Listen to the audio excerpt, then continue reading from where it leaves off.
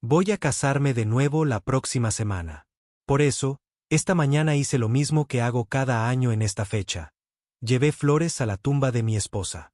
Pero un niño que pasaba por el cementerio se detuvo frente a la lápida, miró la foto de Paola, y me dijo en voz baja: «Señor, esa señora vive conmigo».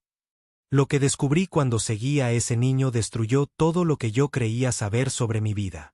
Y sobre la mujer con la que estoy a punto de casarme. Mi nombre es Benicio. Tengo 47 años. Y durante 6 años, visité una tumba donde no había nadie. Pero déjenme empezar por el principio, porque necesito que entiendan quién era yo hasta esta mañana. Hace 6 años, mi esposa Paola salió de casa un viernes por la tarde. Me dio un beso en la mejilla, me dijo que iba a ver a una amiga, y que volvería antes de la cena. Recuerdo que llevaba puesto un vestido color vino, su favorito. Recuerdo que se detuvo en la puerta, se giró, y me miró por unos segundos más de lo normal. En ese momento no le di importancia. Hoy, esa mirada me persigue. Paola nunca volvió. A las 11 de la noche, 2 policías tocaron mi puerta. Me dijeron que hubo un accidente en la carretera vieja, cerca del río. Un auto se salió del camino, cayó por un barranco y se incendió. Me dijeron que mi esposa iba en ese auto. Yo no pude ver el cuerpo. Me dijeron que era mejor así, que el fuego no había dejado casi nada. La identificación la hizo su mejor amiga, Sonia, que reconoció el anillo, la cadena de oro que Paola siempre llevaba, y los restos del vestido. El ataúd estuvo cerrado durante todo el velorio. Yo enterré a mi esposa sin verla por última vez. O eso creí durante 6 años. Los primeros meses después del funeral fueron un pozo oscuro. Yo no comía. No dormía. Dejé de ir a mi taller de carpintería, que era el negocio que Paola y yo habíamos levantado juntos desde cero. Me sentaba en la cocina de madrugada, mirando la silla vacía donde ella tomaba su café, y le hablaba como si todavía estuviera ahí. La única persona que no me soltó la mano en ese tiempo fue Sonia. Sonia era la mejor amiga de Paola desde la infancia. Habían crecido juntas en el mismo barrio, se contaban todo, eran como hermanas. Después del accidente, Sonia venía a mi casa casi todos los días. Me traía comida. Me obligaba a bañarme, a salir al patio, a respirar. Cuando yo lloraba, ella lloraba conmigo. Me decía: «Paola no querría verte así, Benicio. Ella querría que vivieras». Al principio era solo eso. Compañía. 2 personas rotas por la misma pérdida, sosteniéndose la una a la otra. Pero los años pasaron. Y hace 2 años, algo cambió. Una noche, después de cenar, Sonia me tomó la mano y me dijo que ella siempre había estado ahí, y que siempre iba a estar. Que Paola se había ido, pero que la vida seguía. Que ella me quería. Yo me sentí culpable, no lo voy a negar. Sentí que estaba traicionando a Paola. Pero también estaba cansado de la soledad, cansado de hablarle a una silla vacía. Y Sonia conocía cada rincón de mi dolor. Sabía exactamente qué decir, exactamente cuándo abrazarme, exactamente cómo llenar los espacios que Paola había dejado. Ahora entiendo por qué sabía todo eso también. Pero en ese momento, yo estaba ciego. Hace 8 meses le propuse matrimonio. Ella dijo que sí antes de que yo terminara la frase. Empezó a organizar todo con una velocidad que me sorprendió. La iglesia, el salón, los invitados. Vendió su departamento y se mudó a mi casa. Poco a poco, fue guardando las fotos de Paola en cajas. «Es por tu bien», me decía. «No puedes empezar una vida nueva rodeado de fantasmas». Solo hubo una cosa en la que no cedí. Una sola. Cada año, en el aniversario del accidente, yo voy al cementerio y le llevo flores a Paola. Margaritas blancas, sus favoritas. Es mi ritual. Mi manera de decirle que no la olvidé. Este año, la fecha cayó justo una semana antes de mi boda. Sonia me pidió que no fuera. Me lo pidió con una insistencia que en ese momento me pareció normal, incluso tierna. «Ya déjala descansar, Benicio. Empieza tu vida nueva limpio, sin mirar atrás». Discutimos. Fue nuestra primera discusión fuerte en 2 años. Ella terminó llorando, diciendo que le dolía competir con una muerta. Yo le pedí perdón, la abracé, pero fui de todos modos. Algo dentro de mí me decía que tenía que ir, que se lo debía a Paola. Dios mío, si no hubiera ido esa mañana, me habría casado el sábado sin saber nada. Llegué al cementerio temprano, poco después de que abrieran las puertas. La mañana estaba fría, con esa neblina baja que se pega a las lápidas. Caminé por el sendero de piedra que conozco de memoria, hasta la sección donde está la tumba de Paola. Limpié la lápida con mi pañuelo, como siempre. Cambié las flores secas por las margaritas frescas. Y me quedé ahí, de pie, mirando su foto. Es una foto hermosa. Paola sonriendo, con el cabello castaño suelto sobre los hombros, y ese lunar pequeño que tenía sobre la ceja izquierda. Le hablé en voz baja. Le conté que me iba a casar. Le pedí perdón, aunque no sabía bien por qué. Y entonces escuché unos pasos pequeños detrás de mí. Era un niño. Tendría unos 9 años, flaco, con una mochila del colegio colgada de un solo hombro y los zapatos gastados. Supe después que se llamaba Pablo. Caminaba por el sendero, seguramente cortando camino hacia la escuela, como hacen los niños del barrio de al lado. Pero al pasar junto a mí, se detuvo de golpe. No me miraba a mí. Miraba la lápida. Miraba la foto de Paola con los ojos muy abiertos, como si hubiera visto algo imposible. Se quedó inmóvil, apretando la correa de su mochila con las 2 manos. ¿Estás bien, muchacho?, le pregunté. El niño no respondió enseguida. Dio un paso hacia la lápida. Después otro. Levantó la mano despacio y señaló la foto de mi esposa muerta.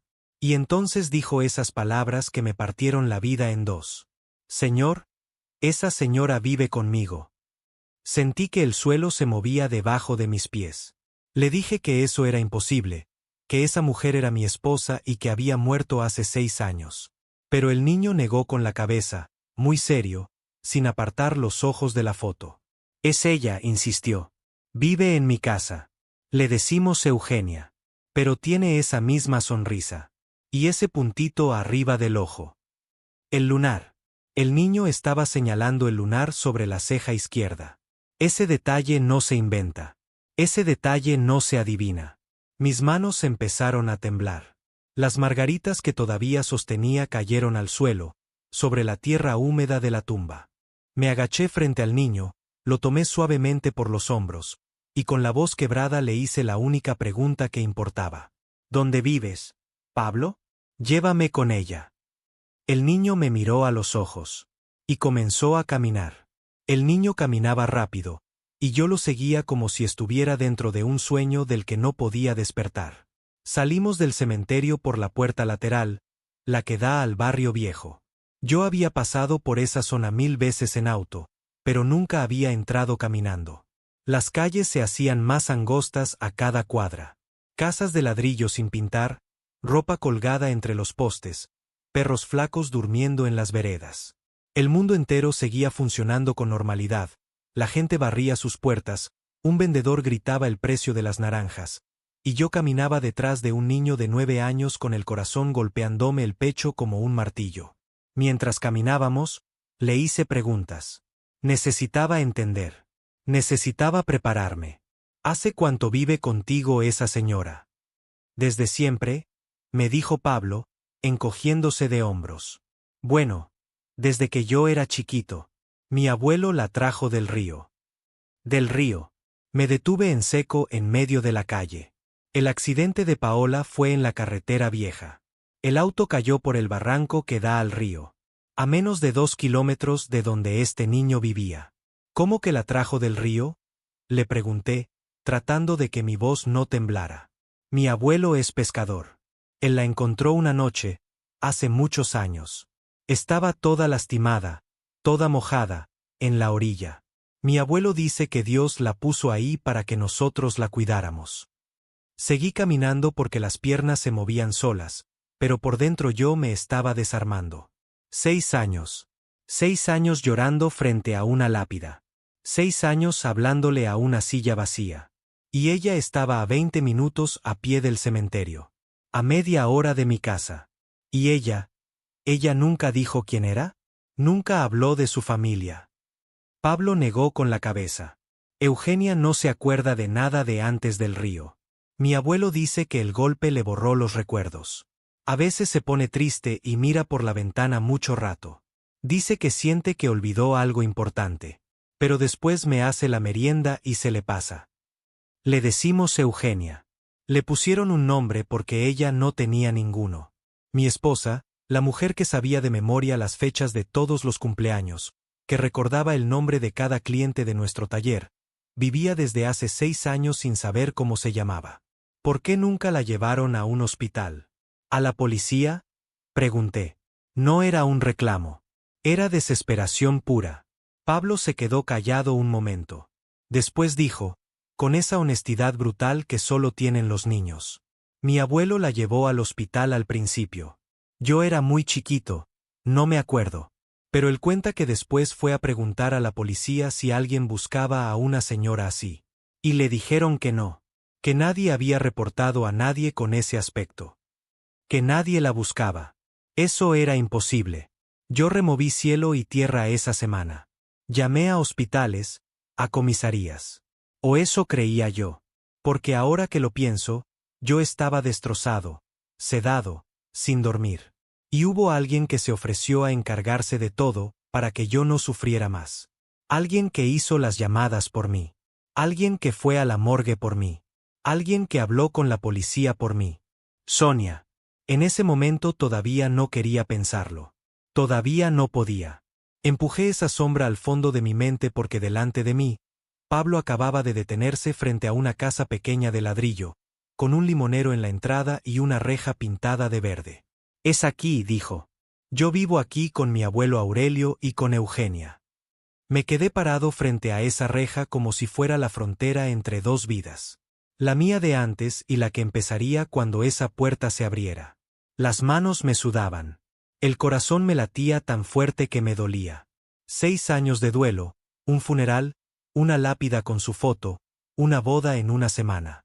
Y todo eso podía derrumbarse en los próximos 10 segundos. Pablo abrió la reja y gritó hacia adentro.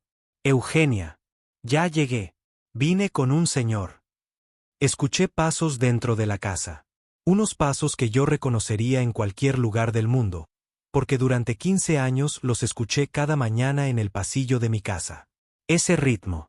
Esa manera suave de pisar. La puerta se abrió. Y ahí estaba ella. Paola. Mi Paola. Viva. Tenía el cabello más corto, con algunas canas que antes no estaban. Una cicatriz fina le cruzaba la sien derecha y se perdía en el nacimiento del pelo. Estaba más delgada. Llevaba un delantal de cocina y tenía las manos enharinadas, porque estaba amasando algo. Olía a pan recién hecho. Pero era ella. El lunar sobre la ceja izquierda. Los ojos color miel. La manera de inclinar apenas la cabeza cuando algo la sorprendía. Yo no podía moverme. No podía hablar. No podía respirar. Sentí las lágrimas correr por mi cara antes de darme cuenta de que estaba llorando. Ella me miró. Y por un segundo eterno, algo cruzó por sus ojos. Un destello. Una chispa de algo que se encendió y se apagó enseguida, como una luz que parpadea en una casa abandonada. Después sonrió con amabilidad. Con la sonrisa educada que se le da a un desconocido.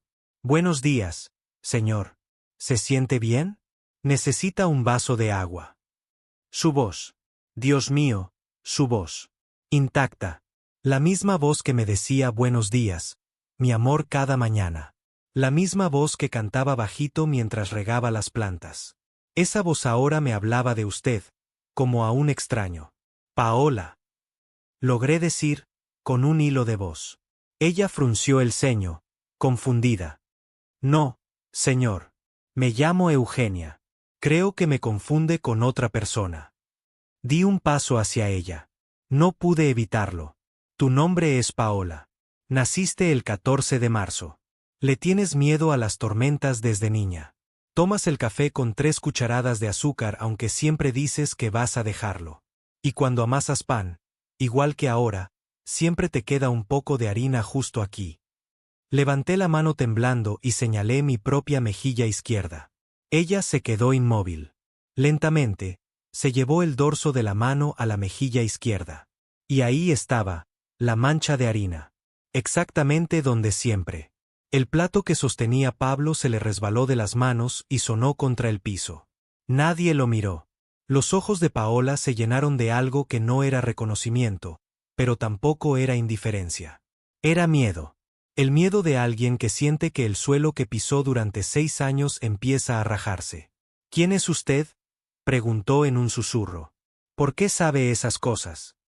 Detrás de ella, desde el fondo de la casa, apareció un hombre mayor, de unos 70 años, con la piel curtida por el sol y las manos gruesas de quien trabajó toda la vida en el agua. Aurelio, el abuelo de Pablo. Me miró de arriba abajo, y en su cara vi algo que no esperaba. No vi sorpresa. Vi resignación.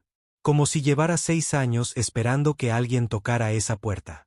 Pasa, muchacho, me dijo con voz grave, abriendo más la puerta.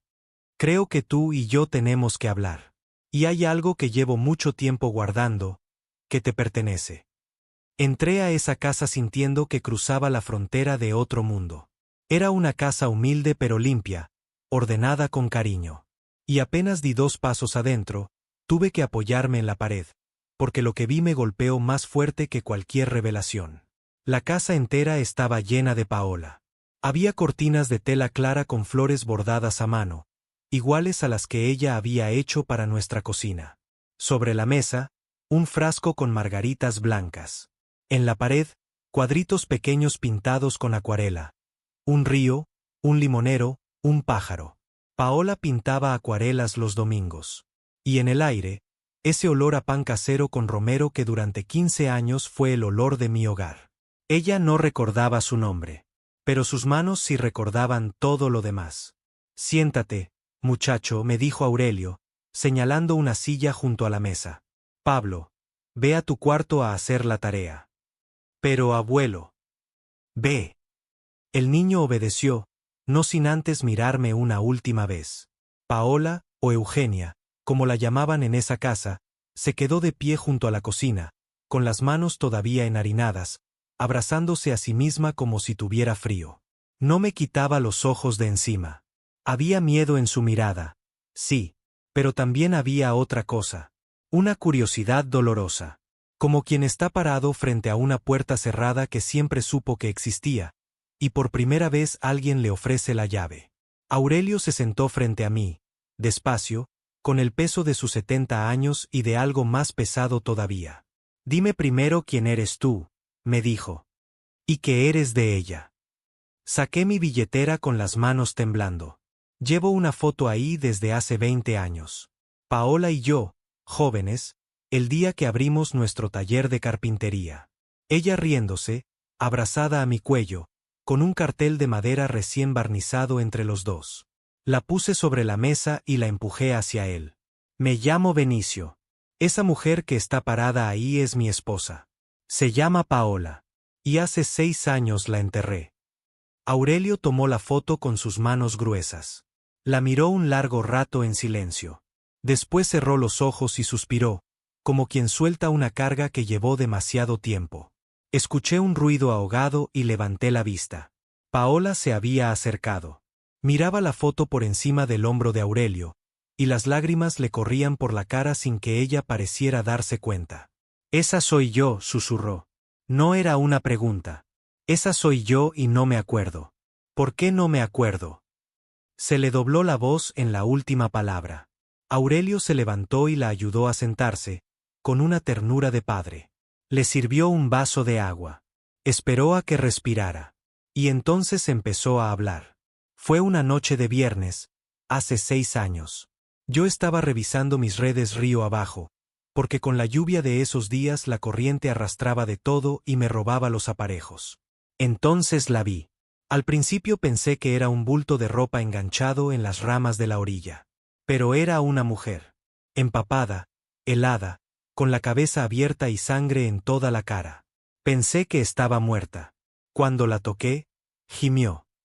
Yo escuchaba con los puños apretados sobre la mesa. Esa noche, mientras yo esperaba a Paola con la cena lista, ella se estaba muriendo sola en la orilla de un río.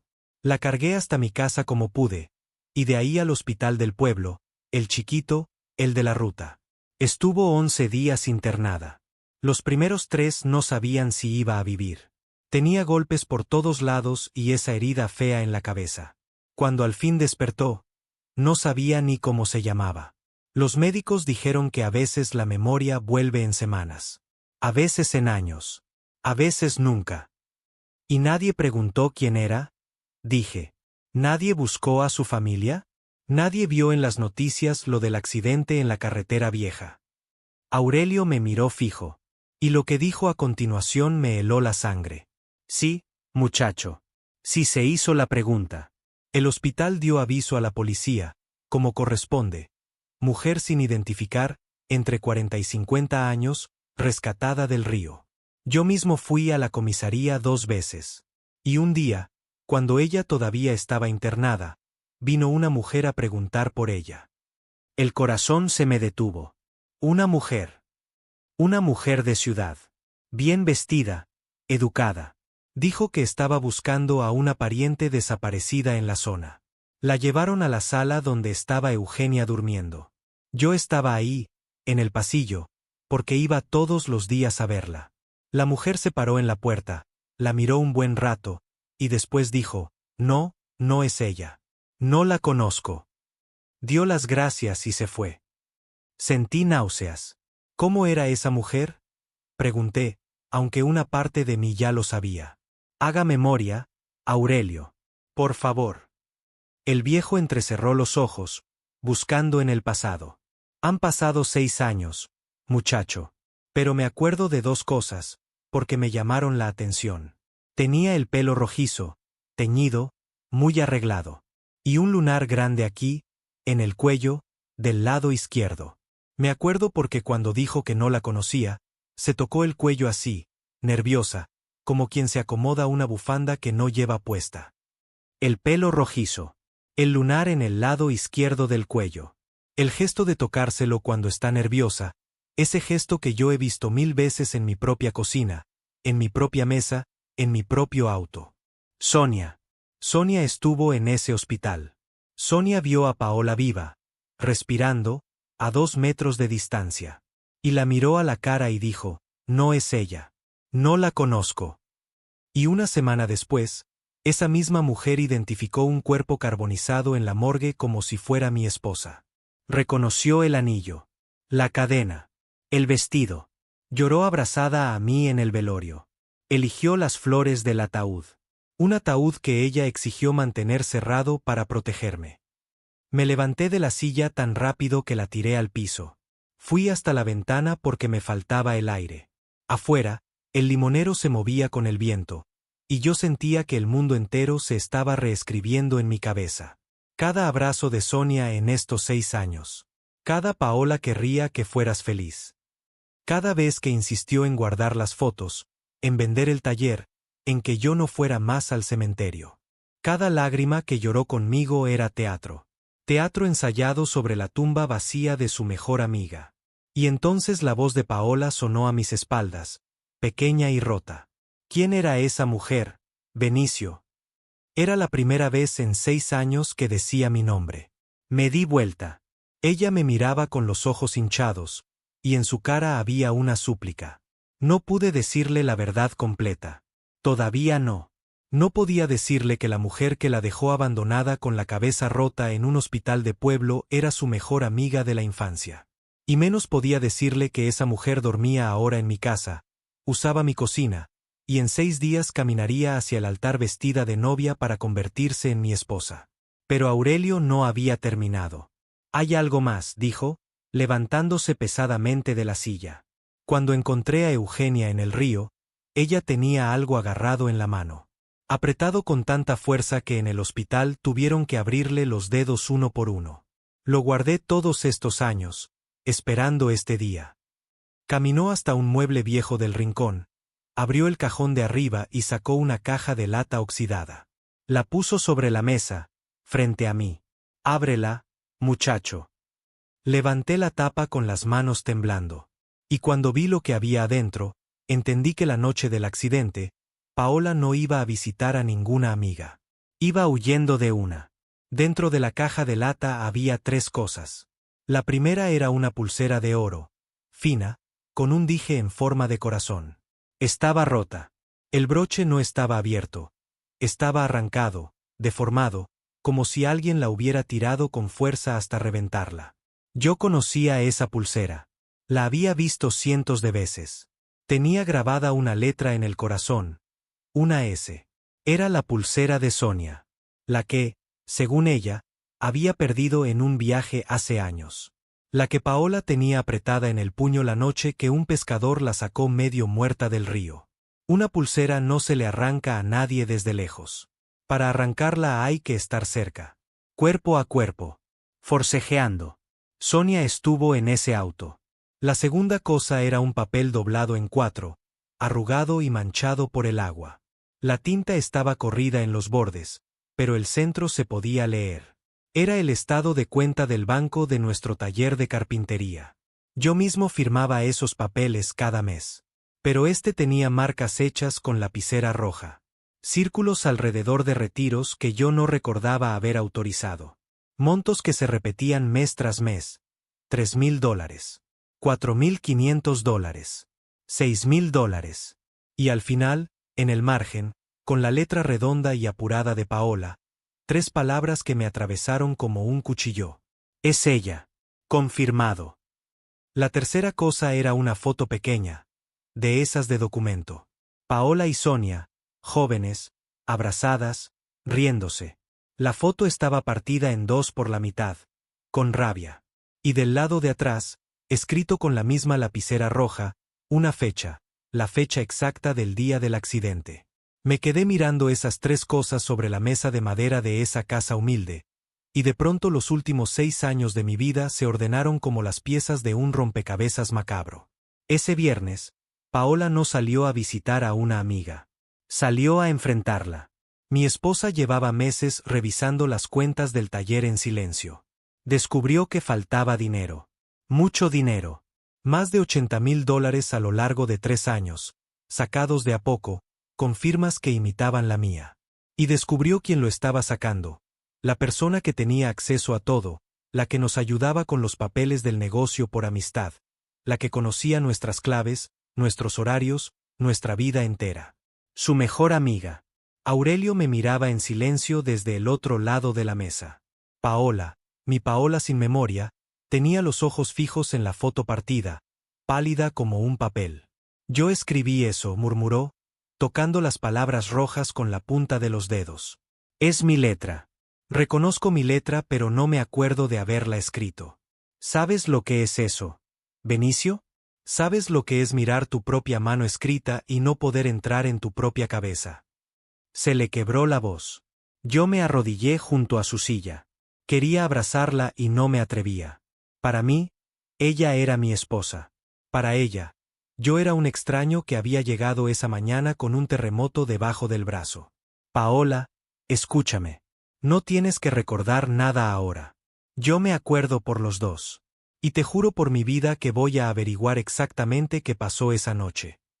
Ella me miró. Y entonces hizo algo que me rompió y me armó de nuevo en un mismo segundo. Levantó la mano despacio y me tocó la cara. Me recorrió la frente, la ceja, el borde de la mandíbula, como quien lee en la oscuridad.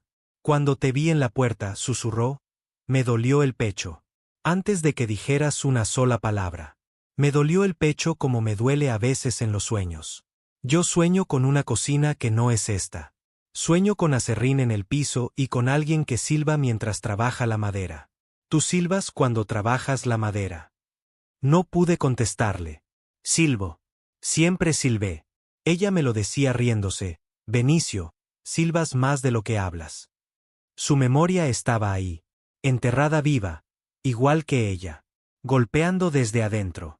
Y en ese momento exacto, mi teléfono empezó a vibrar en el bolsillo. Lo saqué. En la pantalla, una foto sonriente y un nombre. Sonia. Y arriba, la hora. Yo llevaba casi 4 horas fuera de casa, cuando mi visita al cementerio nunca duraba más de una. Miré a Aurelio. Miré a Paola. El teléfono vibraba en mi mano como un animal venenoso. Contesta, dijo Aurelio en voz baja. Y que tu voz no te traicione, muchacho. Si esa mujer hizo lo que parece que hizo, no puedes saber que estuviste aquí. Todavía no. Respiré hondo. Atendí. Hola, mi amor. La voz de Sonia sonó dulce, liviana, la de siempre. ¿Dónde estás? Me estaba empezando a preocupar. Perdón. Después del cementerio pasé por el taller a ver unos pedidos. Se me fue la hora. Hubo una pausa. Una pausa de 2 segundos que duró un siglo. ¿Por el taller? Repitió. Benicio, el taller está cerrado hoy. Pasé por la puerta a las 10 cuando fui a la florería. Estaba todo cerrado. La sangre se me heló. Estuvo controlando. Fue hasta el taller a verificar dónde estaba yo. Llegué hace un rato nomás. Mentí, y me escuché a mí mismo hablar con una calma que no sé de dónde saqué. Estuve caminando antes. Necesitaba pensar. Ya sabes lo que esta fecha significa para mí. Otra pausa. Y entonces su voz cambió apenas, medio tono, esa dulzura con filo que ahora reconozco y que durante 2 años confundí con amor. Claro que sé. Por eso mismo quiero que esta sea la última vez. ¿Sí? La última visita a ese cementerio. El sábado empieza nuestra vida, Benicio. Sin fantasmas. Me lo vas a prometer esta noche en la cena. Y colgó sin esperar respuesta. Bajé el teléfono. Las manos me temblaban otra vez, pero ya no era de dolor. Era de rabia. Esa mujer enterró un ataúd vacío con el nombre de su mejor amiga. Dejó a Paola sola, rota y sin memoria en un hospital de pueblo, después de mirarla dormida y negar conocerla. Se metió en mi casa, en mi duelo, en mi cama. Se gastó 6 años borrando a Paola de mi vida, foto por foto, recuerdo por recuerdo. Y ahora quería que yo le prometiera, sobre una cena a la luz de las velas, que nunca más volvería a la tumba donde su crimen dormía bajo tierra. Me guardé el teléfono y miré a los 3. Al viejo pescador que le salvó la vida a mi esposa, al niño que apareció en la puerta del pasillo abrazado a su cuaderno de tareas, y a la mujer que amo, viva, respirando, a 1 metro de mí después de 6 años de tumba. Necesito pedirles algo, dije. Unos días. Solo unos días de silencio. Si esa mujer se entera de que Paola apareció, va a destruir las pruebas, va a inventar una historia, o algo peor. Ya mató a mi esposa una vez en los papeles. No le voy a dar la oportunidad de hacerlo de verdad. Aurelio asintió despacio, como quien lleva 6 años esperando esa frase. Pero fue Paola la que me sorprendió. Se levantó de la silla, se secó las lágrimas con el dorso de la mano enharinada, y cuando habló, su voz ya no temblaba. Por primera vez en toda la mañana, escuché a la Paola de antes. La que levantó un negocio desde cero. La que no le bajaba la mirada a nadie. Yo no sé quién soy, dijo. Pero acabo de enterarme de que alguien me robó la vida entera y me dejó tirada en un río. Así que dime una sola cosa, Benicio. Me miró fijo, con esos ojos color miel que ni el río pudo apagar. ¿Cuándo empezamos? Esa noche volví a mi casa. A la casa donde me esperaba Sonia. No sé cómo describir lo que se siente entrar a tu propio hogar y verlo por primera vez como la escena de un crimen. El perfume de ella en el aire. Sus llaves en el plato de la entrada. Su risa recibiéndome desde la cocina. Al fin llegas. Preparé tu cena favorita. Mi cena favorita. Pollo al horno con romero. La receta era de Paola. Hasta eso le robó. Me senté a esa mesa y cené con la mujer que dejó morir a mi esposa en los papeles. Le sonreí. Le contesté. Comenté que el pollo estaba delicioso. Y por dentro, mientras ella hablaba de las flores de la boda y de la lista de invitados, yo miraba cada gesto suyo con ojos nuevos. La manera en que se tocaba el lunar del cuello cuando yo tardaba en responder. La manera en que sus ojos me estudiaban por encima de la copa. Durante 6 años pensé que esa mujer me cuidaba. Ahora entendía que me vigilaba. «Estás callado», me dijo en un momento, ladeando la cabeza. «Estoy cansado. Fue un día largo». Ella estiró la mano por encima de la mesa y tomó la mía. «Ya falta poco, mi amor. El sábado empezamos de cero. Tú y yo. Ah, y antes de que me olvide. Se levantó, fue hasta su bolso y volvió con una carpeta. La puso delante de mí con una sonrisa tranquila. El abogado me pidió que firmes esto antes de la boda. Son papeles del régimen de bienes, cosas de trámite. Aburridísimo. Firma aquí abajo y no pensemos más en papeleo esta semana. Abrí la carpeta despacio, fingiendo el desinterés de un hombre enamorado y agotado. Y ahí, entre cláusulas legales redactadas en letra pequeña, lo vi. No era solo un régimen de bienes. Era un poder amplio de administración y disposición. Si yo firmaba eso, Sonia podía vender, hipotecar y mover cada propiedad a mi nombre sin pedirme permiso. Y en la tercera página, ya listada como bien a incorporar, estaba la casa del lago. La casita que Paola heredó de su padre, que estaba a nombre de ella, y que tras su muerte había quedado congelada en una sucesión que yo nunca tuve fuerzas de terminar. Sonia no podía tocar esa casa mientras la sucesión estuviera abierta. Pero casándose conmigo y con ese poder firmado, el camino quedaba libre. 6 años de teatro no eran solo por celos ni por amor enfermo. Eran un negocio. Primero vació nuestro taller, $80,000 gota a gota. Ahora venía por el resto, la casa, el terreno del lago, todo lo que Paola había construido y heredado. La novia de blanco era el último trámite del robo. ¿Tiene que ser ya?, pregunté, bostezando. Tengo la cabeza en cualquier lado hoy. Mañana lo leo con calma y lo firmo. Un músculo se tensó en su mandíbula. Fue un instante, apenas, pero lo vi. Claro, sonrió. Mañana. Pero no lo olvides. ¿Sí? El abogado lo necesita antes del viernes. Antes del viernes. Todo tenía fecha límite esa semana. Todo apuntaba al sábado. Esa noche, acostado junto a ella en la oscuridad, con los ojos abiertos mirando el techo, tomé una decisión. Iba a jugar su propio juego. Ella fingió 6 años. Yo solo necesitaba fingir 6 días.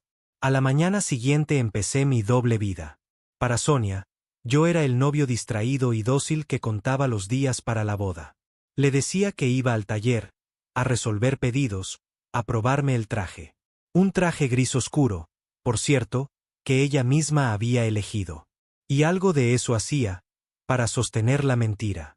Pero cada día, en algún momento, yo manejaba hasta el barrio viejo, dejaba el auto a 3 cuadras, y entraba por la reja verde de la casa del limonero.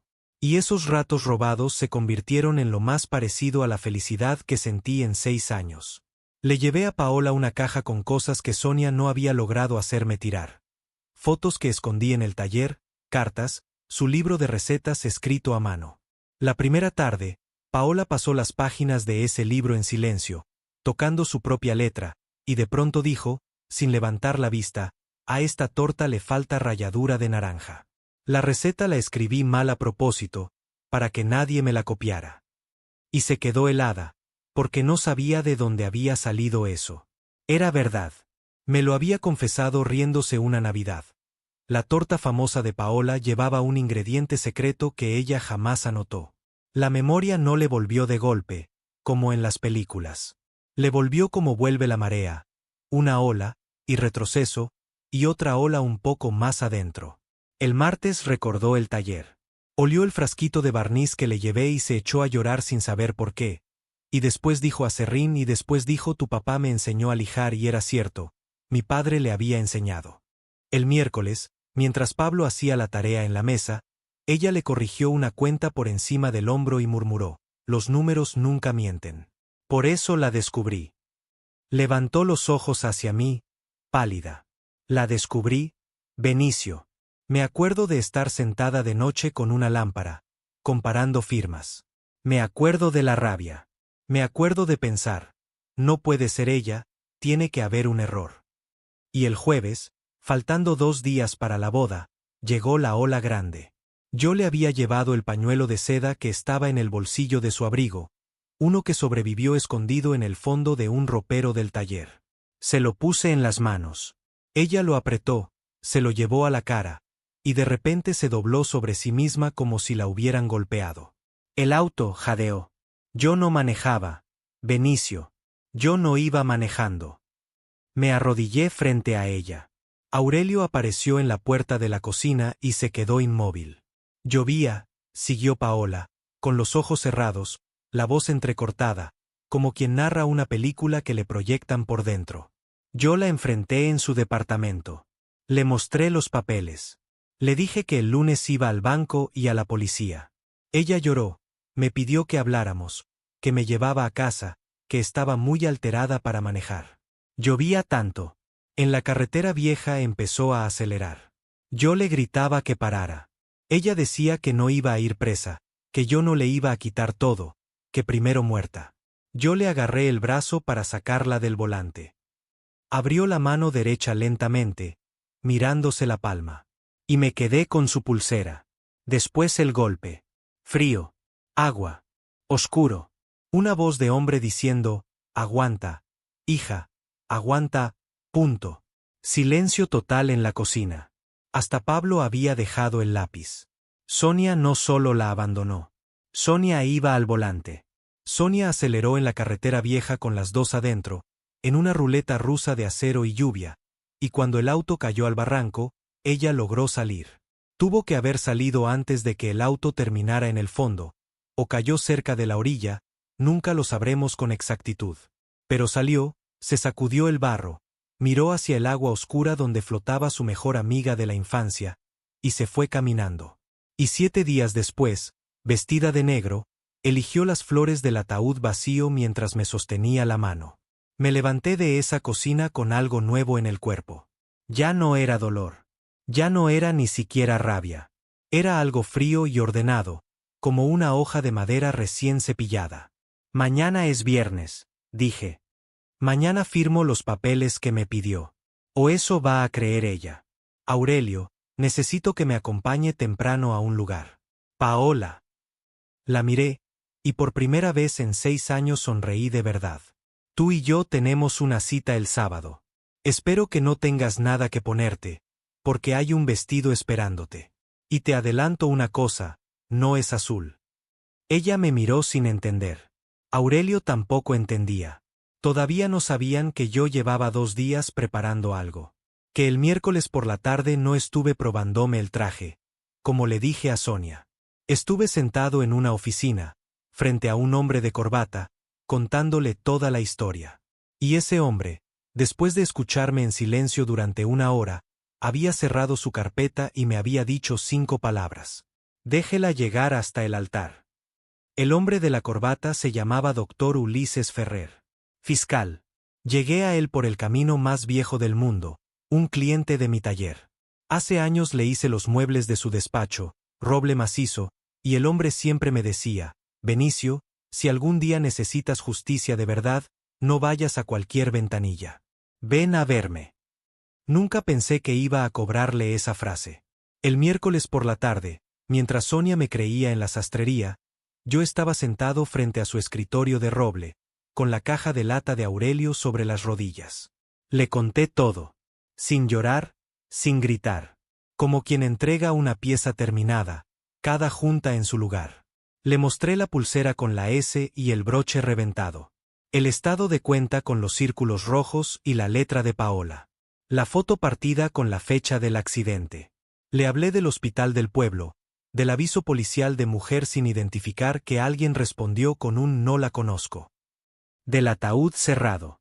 De la identificación hecha por una sola persona. La misma que ahora, 6 años después, dormía en mi casa y me acercaba papeles para firmar. Ulises escuchó 1 hora entera sin interrumpirme.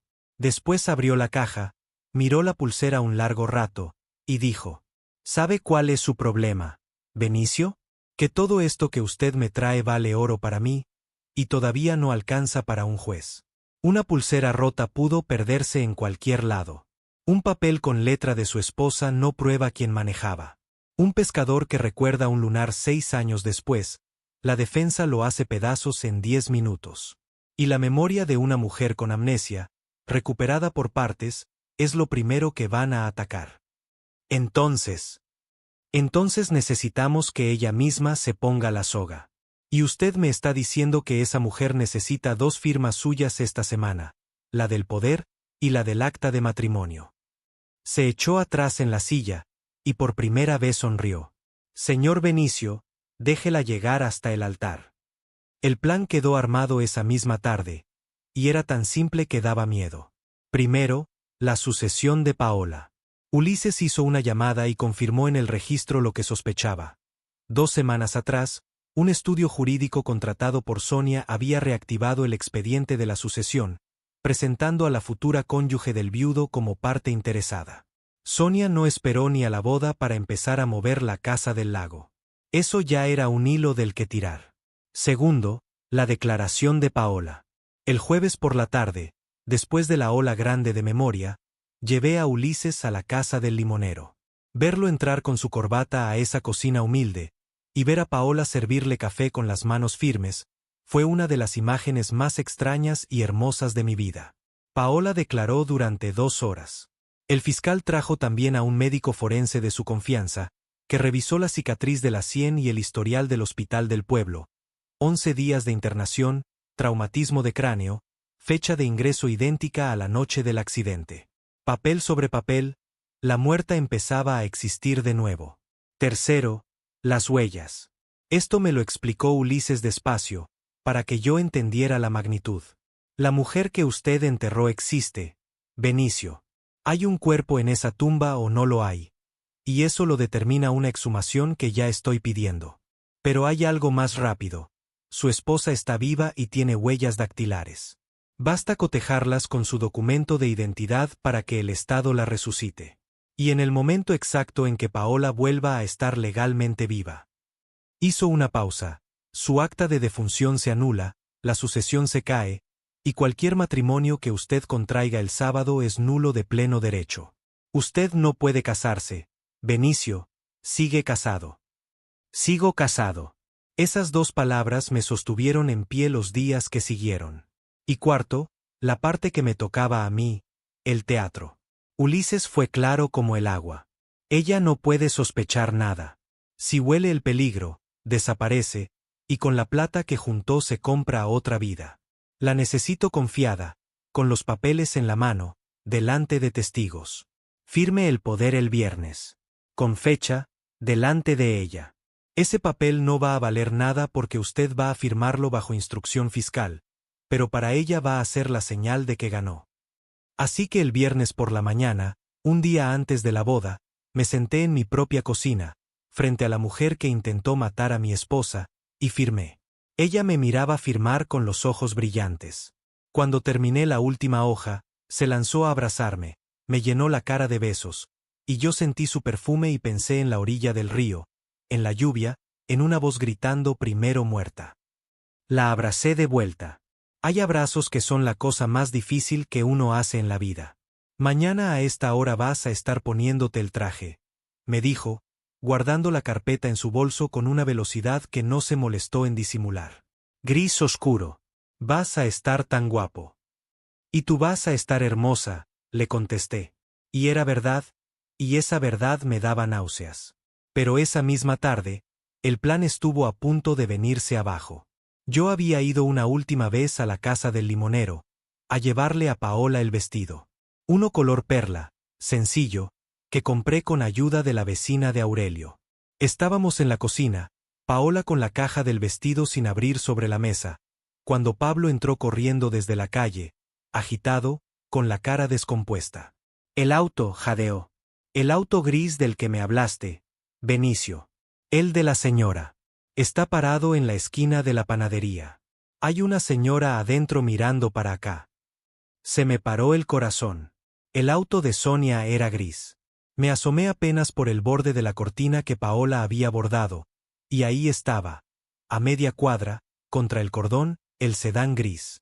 No se veía bien el interior por el reflejo, pero había alguien al volante, quieto, con la cabeza girada hacia la casa. ¿Cuántas veces lo hizo? No lo sé. Si me siguió ese día o llevaba días siguiéndome. No lo sé. Sonia era desconfiada por naturaleza, y yo llevaba una semana entrando y saliendo con horarios que no cerraban, con el teléfono en silencio, con la cabeza en otro lado. Un hombre a 6 días de su boda que de pronto no discute nada, no pregunta nada, firma todo. Quizás eso fue lo que la inquietó. Mi paz. La culpa conoce la cara de la calma fingida, porque la usa todos los días. Paola, al cuarto del fondo. Aurelio, apague la luz de la cocina, dije, y me sorprendió mi propia voz, baja y firme. Pablo, ven aquí conmigo. Y entonces hice la única jugada que se me ocurrió. Salí por la puerta del frente, a plena luz, con Pablo de la mano. Caminé derecho hacia el auto gris. Sin apurarme. Un hombre cualquiera con un niño cualquiera. Cuando estaba a 20 metros, el motor arrancó. Cuando estaba a 10, el auto se despegó del cordón, dobló en la esquina sin señalizar y se perdió calle abajo. No pude verle la cara. No pude ver la patente completa. Solo 3 letras que memoricé con los dientes apretados. Volví a la casa con las piernas de trapo. Llamé a Ulises y le di las letras. Su silencio del otro lado del teléfono duró 3 segundos exactos. Coincide parcialmente con la patente de ella, dijo al fin. No alcanza para afirmarlo. Puede haber sido ella, puede haber sido el estudio jurídico que contrató, puede haber sido una casualidad gris en un barrio de autos grises. Pero a partir de este momento, Benicio, usted no vuelve a esa casa hasta después del altar. Si ella vio algo, lo va a mostrar esta noche. Escúchela. Mírela. Usted ya sabe leer la madera, ahora aprenda a leerla a ella. Esa noche, la víspera de la boda, Sonia estuvo más dulce que nunca. Cocinó de nuevo. Habló de los invitados, del peinado, de la luna de miel. Se rió. Me acarició la mano sobre el mantel. Pero 2 veces, la descubrí mirándome por encima de la copa con los ojos quietos, sin sonrisa, como se mira una cerradura antes de meter la llave. Y cuando le di el beso de las buenas noches, me retuvo un segundo de más y me susurró, con la voz más suave del mundo, una frase que podía ser de novia enamorada o podía ser otra cosa completamente distinta. Mañana no me vayas a fallar, Benicio. Yo por ti hice cosas que no te imaginas. Apagué la luz. Me quedé mirando el techo en la oscuridad, con el corazón golpeando. Faltaban 12 horas para el altar.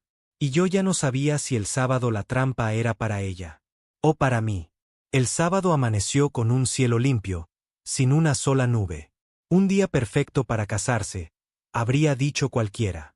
Yo me desperté a las 6 de la mañana, aunque despertar es un decir, porque no dormí. Sonia ya no estaba en la casa. Había pasado la noche en casa de una prima, por eso de la tradición de que el novio no vea a la novia antes de la ceremonia. Me pareció una ironía monumental. 6 años sin ver a mi verdadera esposa, y la impostora cuidaba las tradiciones. Me afeité despacio, mirándome al espejo. El hombre que me devolvía la mirada tenía ojeras, canas nuevas y un secreto del tamaño de una montaña. Me puse el traje gris oscuro que ella había elegido. Me ajusté la corbata. Y antes de salir, hice algo que necesitaba hacer. Entré al cuarto, abrí el cajón donde Sonia había guardado las cosas del pasado, y saqué mi anillo de casamiento original. El de mi boda con Paola. Lo guardé en el bolsillo interno del saco, del lado del corazón. Si todo salía como Ulises había planeado, ese anillo iba a volver a su lugar antes del anochecer. La ceremonia era a las 4 de la tarde, en el salón de eventos del club social. Sonia había insistido en un civil elegante con juez, flores blancas y 80 invitados, seguido de fiesta. 80 testigos, pensé yo. Perfecto. Ulises había pensado exactamente lo mismo. El plan del fiscal era de una precisión de relojero, y me lo había repetido 3 veces para que no me temblara nada. Primero, dejarla llegar.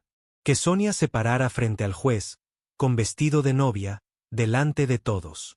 Que el juez hiciera las preguntas de rigor. Porque hay un momento exacto en toda ceremonia civil en que el juez pregunta si existe algún impedimento para el matrimonio. Y ahí, en ese segundo, con grabadoras encendidas y 80 pares de ojos mirando, el impedimento iba a entrar caminando por la puerta principal. Paola, legalmente viva desde el viernes a las 2 de la tarde, cuando el cotejo de huellas dactilares confirmó su identidad y un juez firmó la nulidad de su acta de defunción. Mi esposa. Porque eso era lo más hermoso y lo más letal de todo. Yo seguía casado. Mi matrimonio con Paola nunca se disolvió, porque nadie se divorcia de un ataúd vacío. El matrimonio con Sonia no solo era imposible. Intentarlo, con ella sabiendo lo que sabía, era una prueba más en su contra. Y segundo, la exhumación. Eso yo lo había sabido el viernes por la noche, en una llamada de Ulises que me dejó helado.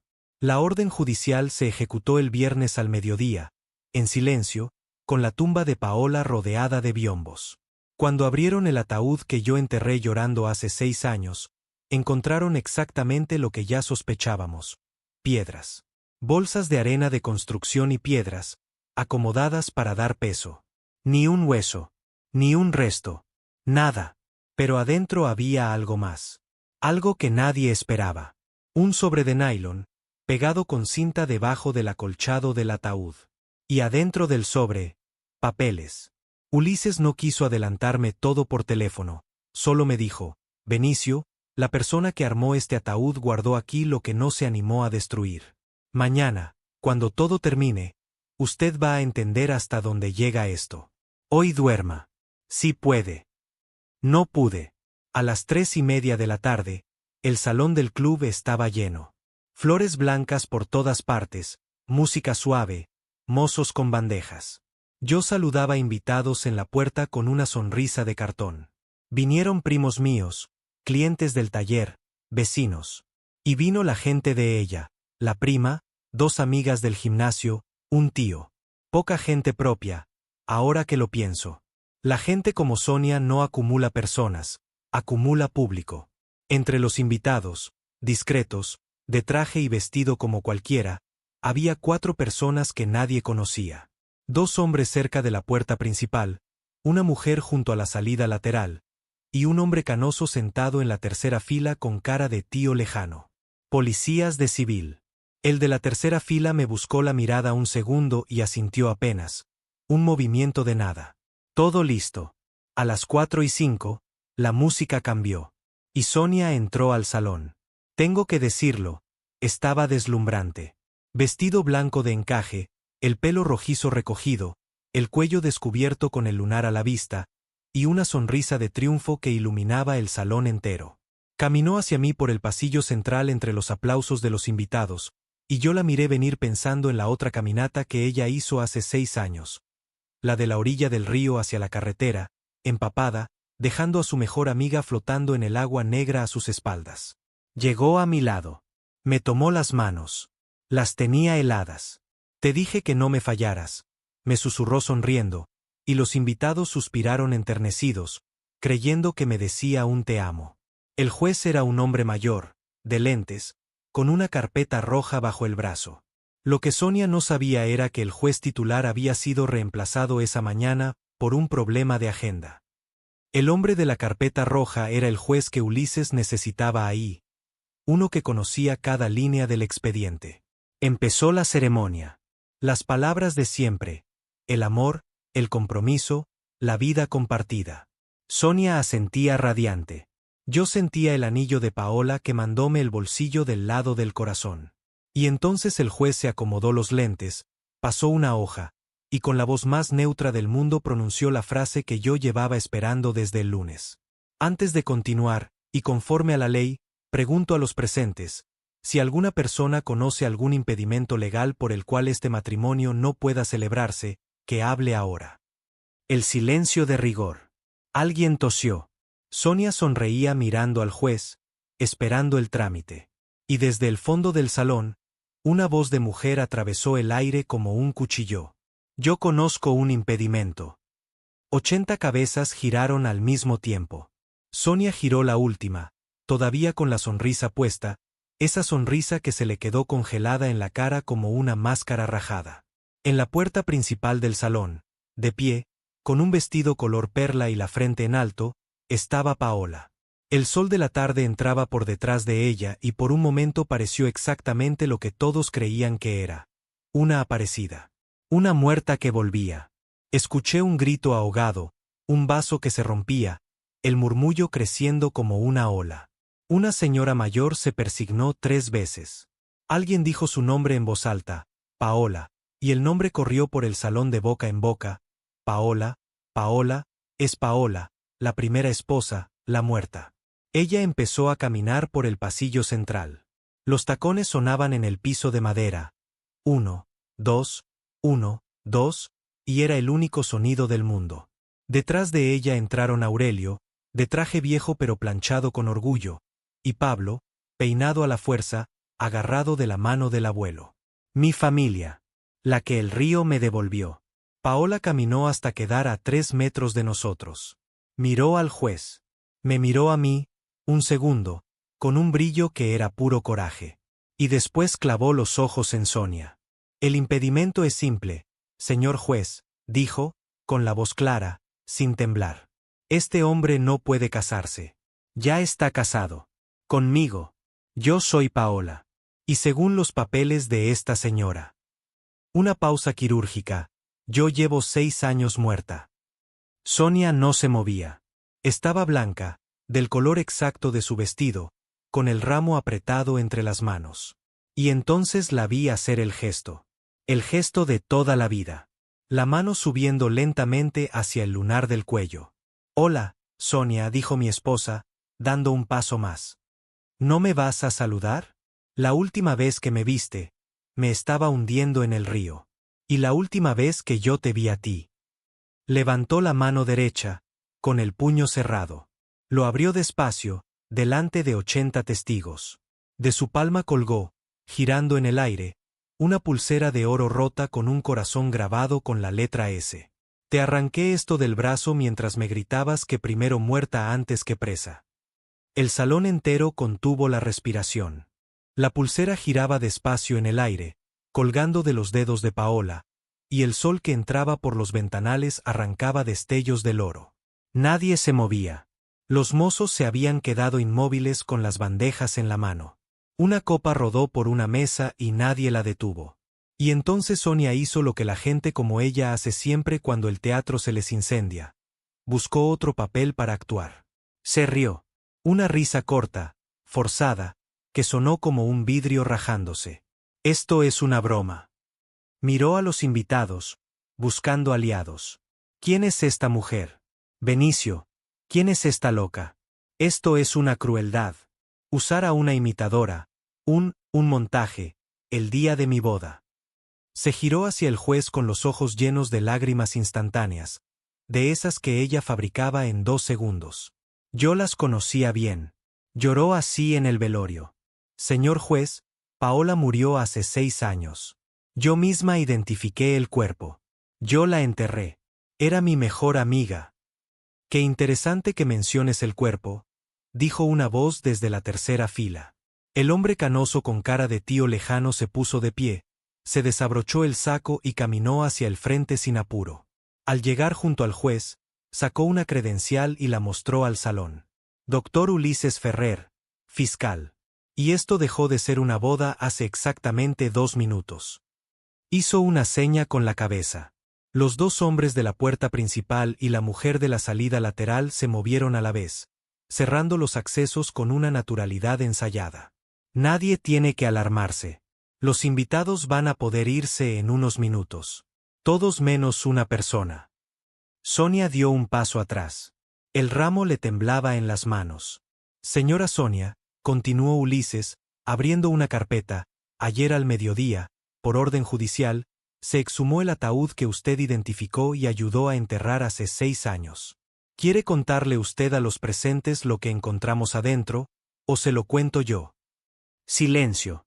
La mano de Sonia subió al lunar del cuello. Piedras, dijo el fiscal, y la palabra cayó en el salón como un mazazo. Bolsas de arena y piedras.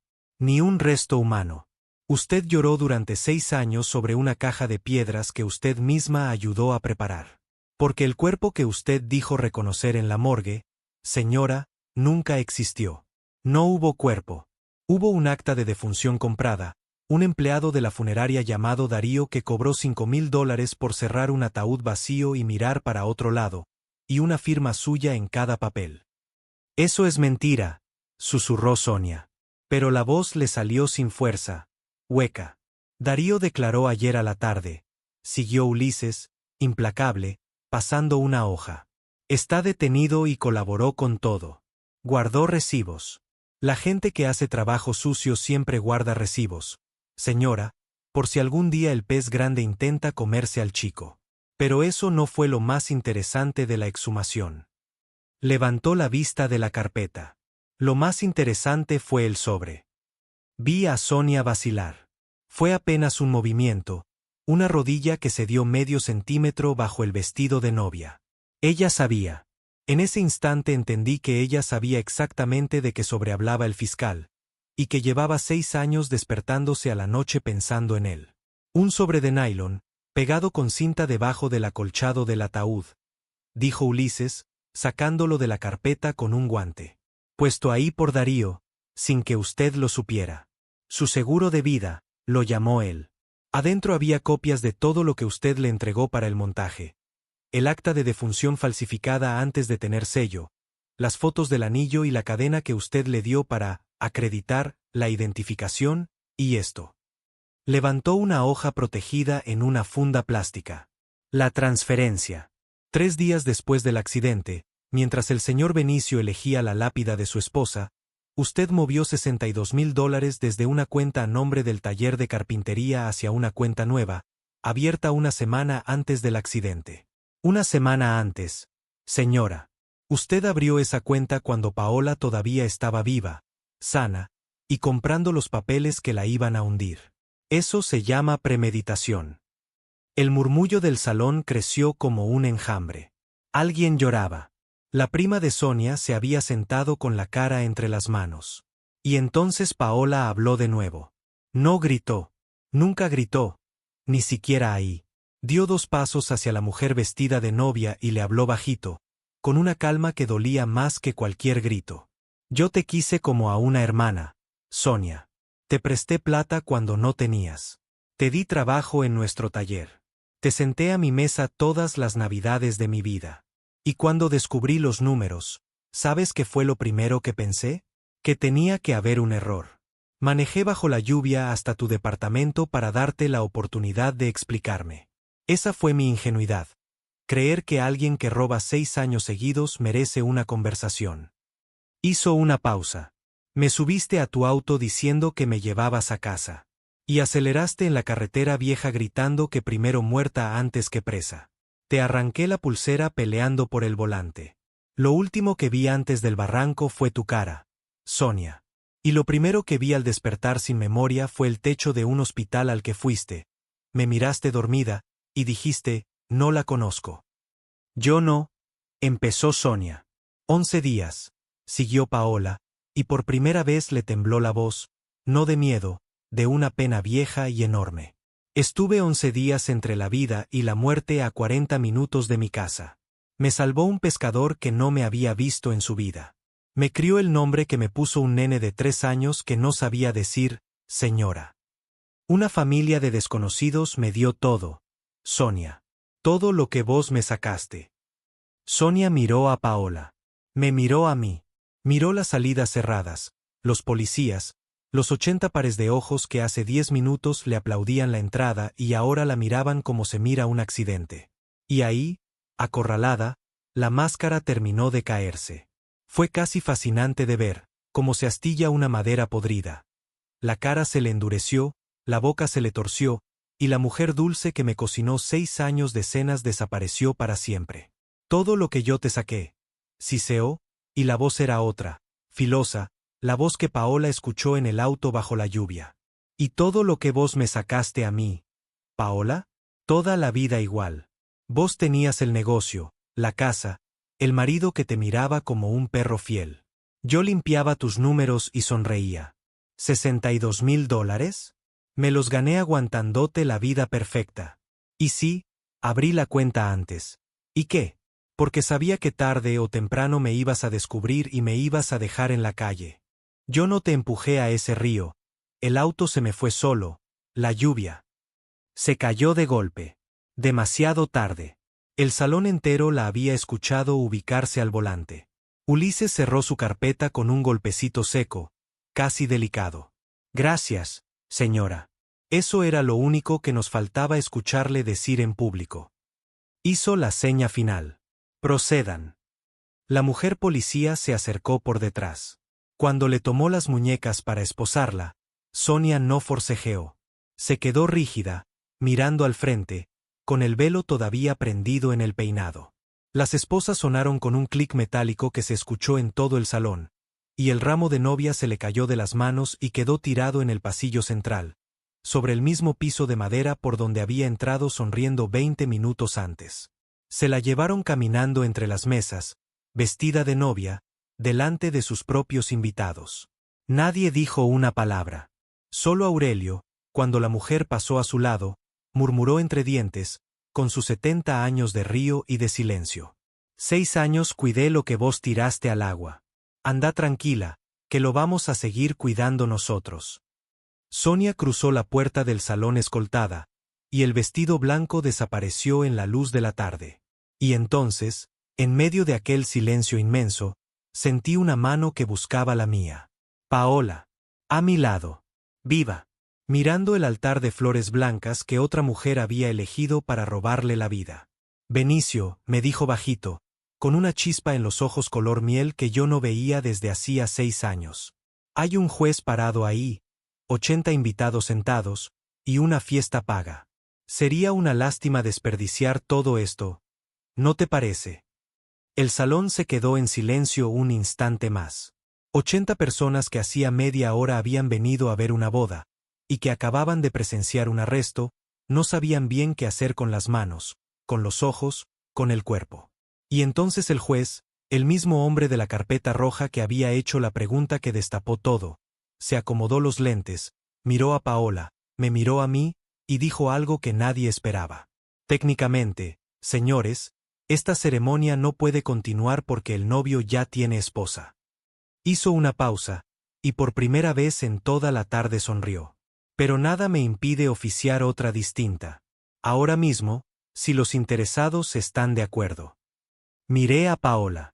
Ella me miró a mí. Y en sus ojos vi algo que no había visto en 6 años de tumbas y silencio. La certeza tranquila de quien sabe exactamente dónde está parada, aunque todavía no recuerde cada detalle del camino que la trajo hasta ahí. Hay un problema, dijo Paola, sin soltarme la mano. No tengo anillo. Metí la mano en el bolsillo interno del saco, del lado del corazón, donde lo había guardado esa misma mañana sin saber si algún día lo iba a poder usar. Lo saqué y se lo mostré en la palma. Llevo esto guardado desde el sábado que me lo puse la primera vez. Le dije. Nunca me pareció correcto usar otro. Ella se rió, y fue una risa que le nació de un lugar viejo, de antes del río, de antes del olvido. Los invitados que quedaban, sorprendidos, empezaron a sonreír también, a secarse las lágrimas, a entender que la historia que acababan de presenciar no terminaba en tragedia. No hubo vestido nuevo ni flores nuevas. Paola se paró frente al juez con su vestido color perla, con Aurelio a un costado limpiándose los ojos disimuladamente con el puño de la camisa, y con Pablo adelante de todos, tan serio como si él mismo fuera el padrino de la ceremonia. Cuando el juez preguntó si había algún impedimento, esta vez nadie habló. El salón entero, sin saberlo, se convirtió en testigo de la boda que en realidad ya llevábamos 15 años celebrando. Le puse el anillo.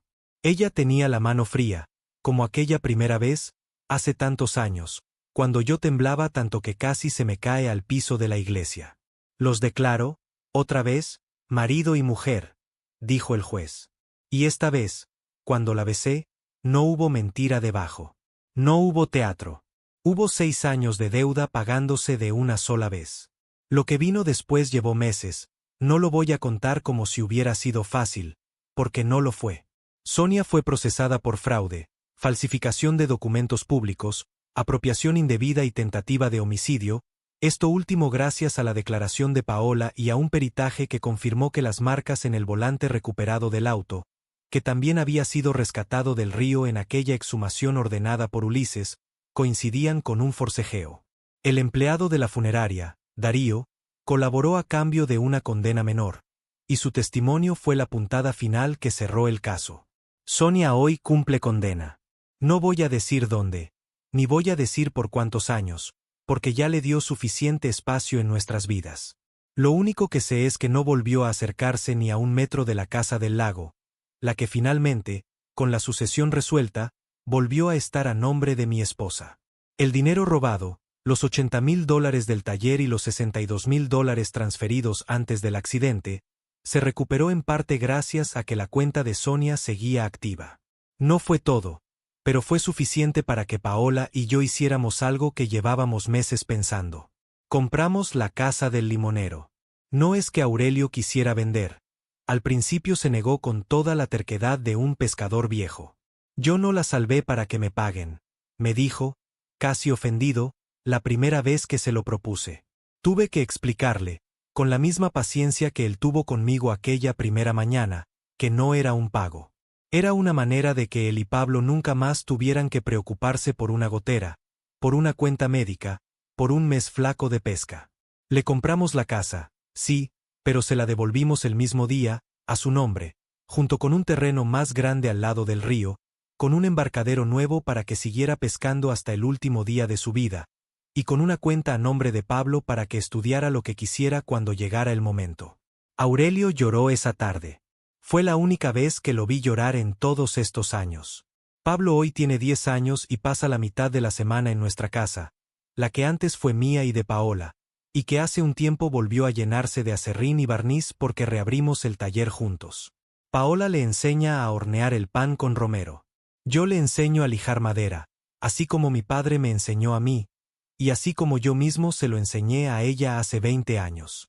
Aurelio viene los domingos con pescado fresco y se sienta en el patio a contar historias del río que ya no sabemos de memoria, y que igual pedimos que cuente otra vez. La memoria de Paola nunca volvió del todo. Hay años enteros de nuestra vida juntos que están ahí, en algún lugar, esperando su propia ola. Pero ella dice algo que yo pienso todos los días desde entonces, que no necesita recordar cada momento para saber que fueron felices. Que el cuerpo se acuerda de las cosas importantes aunque la cabeza se olvide. Que sus manos supieron amasar el mismo pan, que su voz supo tararear la misma canción sin saber por qué, que su corazón dolió en el pecho el día que un extraño se paró frente a su puerta, mucho antes de que su cabeza entendiera la razón. A veces, de noche, la encuentro despierta, mirando por la ventana, con esa expresión que Pablo me describió aquella primera mañana en el cementerio, como quien siente que olvidó algo importante. Me siento a su lado. No le pregunto qué recuerda. Solo le tomo la mano, la misma mano que un día apretó una pulsera robada con la fuerza de quien no quiere soltar la verdad ni bajo el agua. Hoy, cuando alguien nuevo me pregunta por mi esposa, no cuento toda la historia. Es larga, y hay partes que todavía duelen contar. Pero siempre digo lo mismo, y siempre es verdad. La perdí un viernes de lluvia, hace muchos años, y la recuperé un martes de sol, gracias a un niño que caminaba a la escuela y se detuvo frente a una lápida. A veces la vida te quita todo.